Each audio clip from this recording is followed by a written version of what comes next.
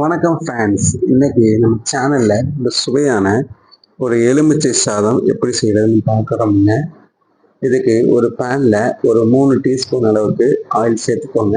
நீங்க எந்த எண்ணெய் வேணாலும் சேர்த்துக்கலாங்க. அது கூடவே பார்த்தீங்கன்னா ஒரு 2 டேபிள் ஸ்பூன் அளவுக்கு பச்சை நிலக்கடலை சேர்த்துருக்குறேங்க.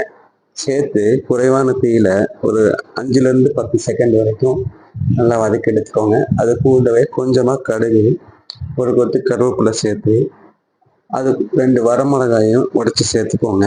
சேர்த்து மஞ்சத்தூளையும் ஒரு 1/4 டீஸ்பூன் அளவுக்கு சேர்த்துக்கோங்க. சேர்த்து இது எல்லாத்தையுமே ஜஸ்ட் ஒரு 5லேருந்து 10 செகண்ட் வரைக்கும் நல்லா வதக்கி எடுத்துக்கோங்க. வதக்கி எடுத்ததுக்கப்புறம் இதை நம்ம சாப்பாடு கூட சேர்க்க போகிறோங்க.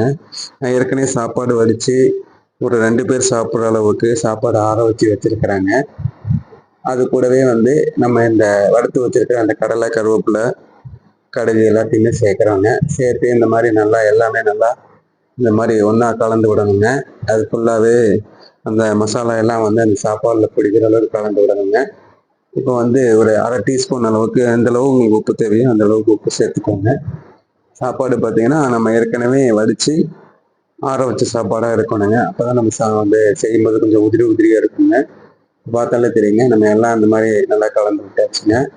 இப்போ இந்த ஸ்டேஜில் தாங்க நம்ம லெமன் ஆட் பண்ணுறோம். ஒரு 1லேருந்து 1 1/2 லெமன் ஆட் பண்ணிக்கோங்க. உங்களுக்கு எந்த அளவுக்கு புளிப்பு தேவையோ அந்த அளவுக்கு லெமன் ஆட் பண்ணிக்கோங்க. நம்ம இந்த மாதிரி ராவாகவே இந்த லெமன் ஆட் பண்ணுறோங்க. இந்த மாதிரி லெமன் ரைஸ் நீங்கள் செஞ்சு பாருங்கள், செஞ்சு சாப்பிட்டு பாருங்கள். கண்டிப்பாக ஒரு சூப்பரான ஒரு லெமன் ரைஸுங்க. எப்படி இருக்குன்னு செஞ்சு பாருங்கள், செஞ்சு சாப்பிட்டு பாருங்கள் friends. Okay friends, thank you friends.